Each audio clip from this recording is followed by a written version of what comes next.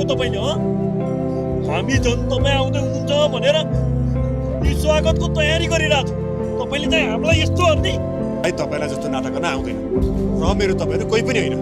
त्यसैले मलाई स्वागत गरिरहनु पर्ने केही आवश्यकता पनि छैन। तपाईँहरू मेरो आँगनमा एक सेकेन्ड पनि नउभिनुहोस्। केही बेर यहाँ बसिरहनु भयो भने जे पनि हुन सक्छ। त्यसैले यहाँबाट गइहाल्नुहोस्, जानुहोस् यहाँबाट। र अबदेखि आइन्दा मेरो यो आँगनमा टेक्ने होइन र मेरो जीवनमा दखल पुर्याउने कुनै पनि कोसिस गर्ने अत्र राम्रो।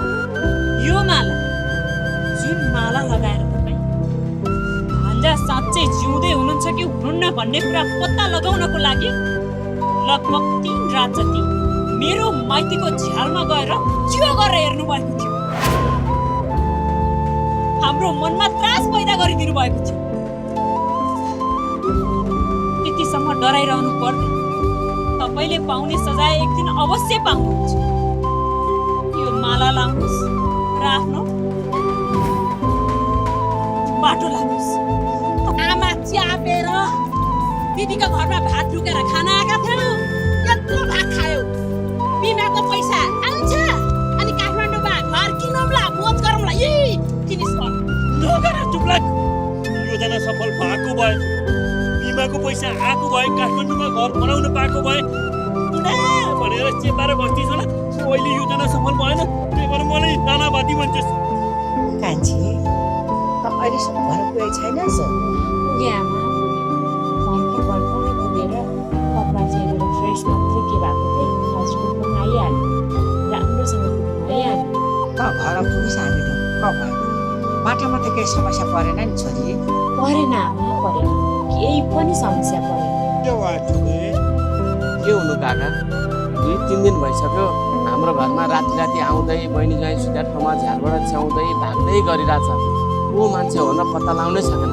बाहिर निक्लेर यताउता खोज्यो, कोही पनि भेट्दैन। अनि यसो गाउँतिर गएको, कहीँ केही पत्ता लाएन।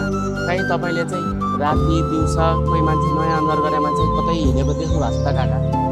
एकजना मान्छे त हाम्रै आँगनबाट यत्रो फुट्लाएर हिँडेको थियो। अब राति गाउँकै कोही एलान भनेर हामीले त वास्तै गऱ्यौँ। अस्ति रातिको कुरा हो यो। रातको 11-12 बजे थियो। म यसो टोइलेटौँ भनेर उठेको थिएँ। मैले थाहा पाएको थिएँ त्यो चोर पो रहेछ। अब चोरै भनौँ भनेदेखि 2-3 रात भइसक्यो काका। घरमा आउने, बहिनी ज्वाइँ सुत्या ठाउँमा च्याउने अनि भाग्ने मात्रै गरिरहेछ।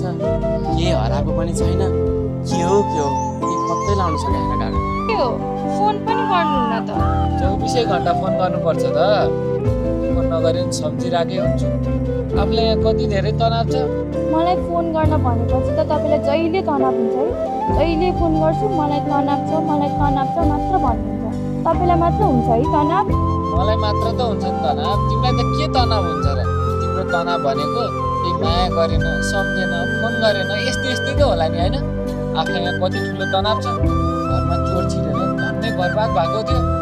तिमीलाई थाहा छैन त्यो केस? थाहा छ। अनि पत्ता लाग्यो त? लागेको छैन के लागेको छैन। लागे भए त मेरो कामै तिमीसँग फोन गर्ने, कुरा गर्ने हुन्थ्यो नि। अब त्यही पत्ता नलाएर यहाँ खोज्न हिँडै छु। त्यही भएर त फोनमा बोल्न नपाएको नि। ल चिन्ता नगर्नु, बिस्तारै पत्ता लागिहाल्छ नि। त्यो लभ परेको छ क्या तपाईँको नि? छैन, तर एउटा केटी मन परेछ खान्छ मलाई। अब बुवा आमालाई भनौँ भने फेरि लभ गर्न थाल्यो भनेर चिन्ता गर्नु होला। त्यही भएर पहिला उनलाई भेटेर आफ्नो सबै मनको कुरा राख्छु। तिमी के गर्दैछौ? अनि के भयो तिमीलाई? किन रोयो कि? म दाइ भाउसँग सल्लाह गरेर भोलि पछितिरै सहर आउने तयारी गर्छु। त्यसपछि भेटौँला नि है। सन्तोष,